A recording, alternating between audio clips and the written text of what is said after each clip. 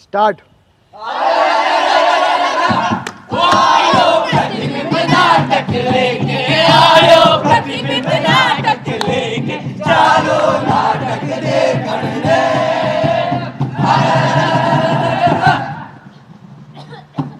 क्या हुआ? माँ ठीक हो? आप रुको अभी मैं लेके आ जाती हूँ।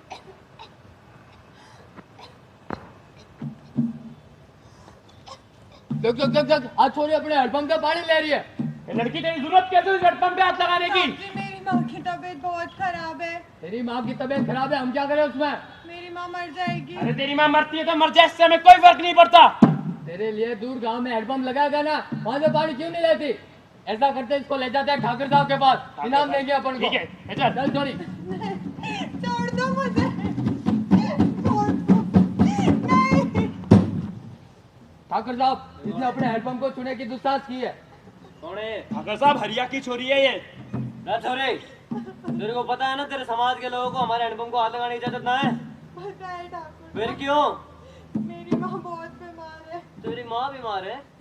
रे खाचा, हाँ ठाकुर साहब। छोरी के घर में एक मटका पानी पहुंचा दे ठीक ठाकुर साहब। और हैंडपंप को शुद्ध करवाने का बंदोबस्त करो। ठीक ठाकुर साहब। खुश है तू? हैं? लेकिन इसके बदले में हमें क्या मिलेगा? मैं जिंदगी भर आपकी गुलामी करूंगी। जिंदगी भर गुलामी करवा के हमें क्या मिल जाएगा? उम्र कितनी है तेरी? 17। छोरी तो काची लग है। वो खिंच रही थी चुनर सभा में, हर शख्स वहाँ पर कंस है। वो सिसक रही थी सर्द हवा में, कोशिशें सब बंद है। वो चीखती सी मर रही थी, याद पैरों से सिकुड़ रही थी। जिस्म जमी से रगड़ रहा था, खून चमकता बिखर रहा था, छू रहा था रंग बस का उस जवा के जिस्म को। सारा घनघोर अंधेरा काट रहा सबको। भेदभाव से बटे राष्ट्र में कैसे करेंगे अपना रक्षण, इसलिए मांग उठी थी, कहते हैं उसको नमस्कार। MBA engineering college dramatic society प्रतिबिंब प्रस्तुत करती है आपके सामने एक दुखद नाटक जिसका शीर्षक है आरक्षण।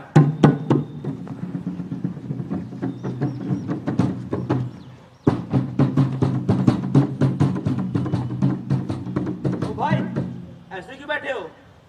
भूख लगी है? चलो मैं खिलाऊंगा तुम्हें।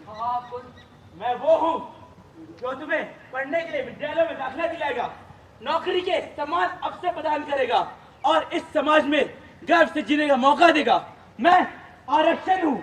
और हाँ, यही है वो आरक्षण जो भीमराव अम्बेडकर ने संविधान सभा के अंदर निम्न वर्ग को उच्च वर्ग के बराबर लाने के लिए, उनको सक्षम बनाने के लिए, उस समाज में गर्व से जीने के लिए लागू करवाया।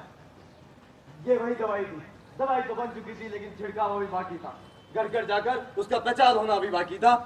कमजोर का पहलवान से लड़ना भी बाकी था।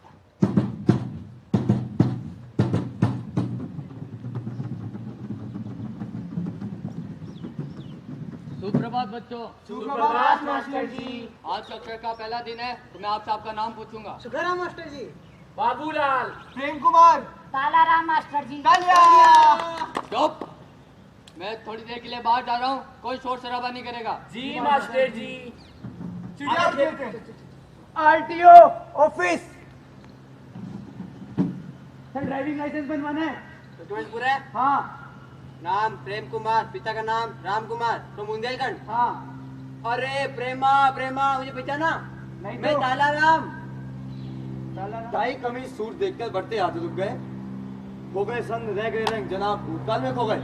मैं भी खेल लूं तुम लोग साथ। तू हमारे साथ खेलेगा?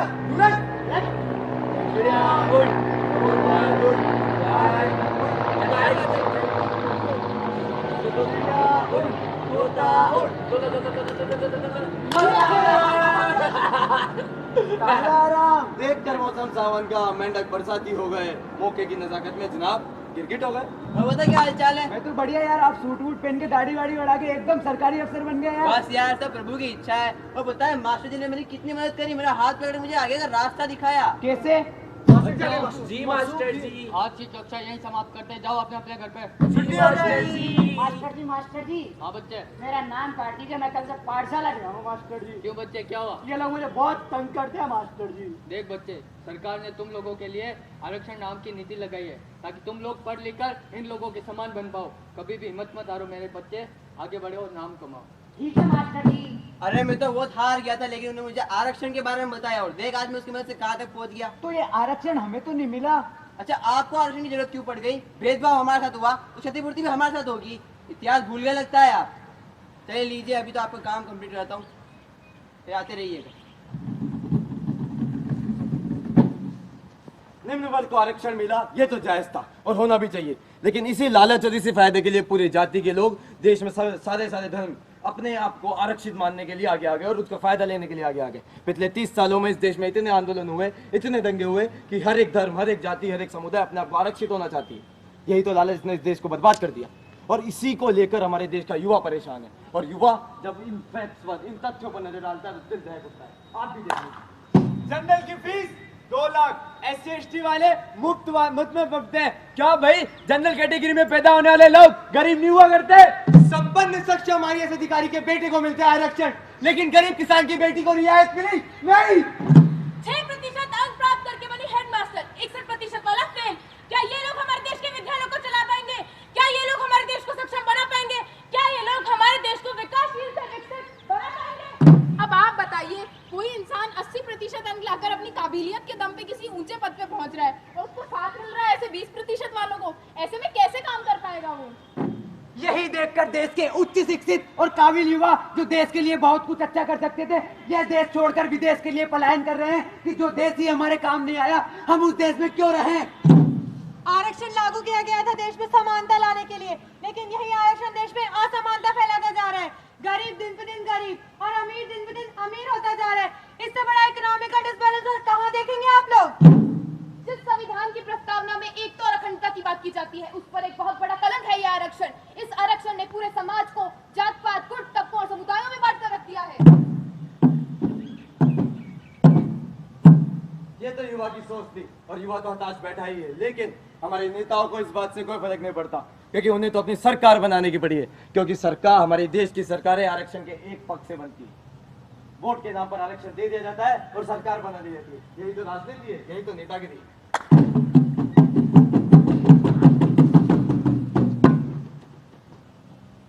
मंत्री जी, पूरे राज्य की हालत खराब है, आखिर करें क्या? आरक्षण ने तो जीना हराम कर दिया है। वो कह रहे या तो हमें आरक्षण दो या बाकी सबसे आरक्षण लो। अरे मैं तो कहते हैं आरक्षण ही खत्म करो। कब तक ये टंटा हमारे सर पे बांधते फिरेंगे? ना रहेगा बास, ना बजेगी बांसुरी। ऐसे कैसे खत्म करते आरक्षण? मैं तो कहता हूँ बुलाओ CRPF वालों को, सूद दो सालों का पिछवाड़ा मार मार के। अभी तक उन लोगों ने 15,000 करोड़ सार्वजनिक संपत्ति का नुकसान कर दिया है। डाल दो जेल में इस केस में उनको। अरे इतना आर्थिक नुकसान तो मुंबई हमले में भी नहीं हुआ था जितना इन्होंने कर दिया। अगर इसी तरह आरक्षण बांटते फिरे ना, तो हर दूसरे दिन कोई ना कोई पटरियों पे बैठेगा, हर तीसरे दिन कोई ना कोई बसें चलाएगा। आखिरकार हम कब तक और कैसे आरक्षण बांटते रहेंगे? नेताजी 49% आरक्षण जनता में बटा हुआ है और दिया ना तो 50% पार कर जाएगा, जो कि हर की संविधान के खिलाफ है। लेकिन तमिलनाडु में तो 78% दे रखा है, तो यहाँ पे भी नहीं हो सकता। मुझे लगता है कि अब आरक्षण को आर्थिक रूप से करने का वक्त आ गया है। आखिर हम चुप क्यों बैठे हैं? जब 1992 में सुप्रीम कोर्ट ने यह ऑर्डर निकाल दिया था कि एक व्यक्ति अगर आरक्षण का लाभ उठा चुका है तो वह वापस नहीं उठा सकता, तो फिर हम ये नीति कंटिन्यू क्यों नहीं कर रहे हैं? हालात तो ये है कि एक आदमी जिसने आरक्षण के फायदा उठा लिया है, वही बार बार फायदा उठाया जा रहा है, और जिसको नहीं पता है उसको नहीं पता है। देखिए मैडम जी, ये जो आरक्षित वर्ग है ना, इसी के 90% लोग वोट देते हैं। अगर ये चाहें तो सरकार बना सकते हैं और सरकार गिरा भी सकते हैं। अगर हमने इनके आरक्षण के अंदर किसी भी प्रकार का अगर संशोधन किया तो हमारी सरकार तो गिरेगी, और अगर आने वाली सरकार ने इन्होंने इनको पुनः आरक्षण दे दिया तो आने वाले 50-60 साल तक तो हम सत्ता में दिखेंगे भी नहीं। अगर लोग लड़ते हैं तो लड़ने दो, कारें जलती हैं तो जलने दो, लड़ाइयाँ होती हैं तो होने दो। कुछ दिन चिल्लाएंगे फिर शांत हो जाएंगे। संजय सेना को बुलाओ, सब खत्म करो। सही बात है जी।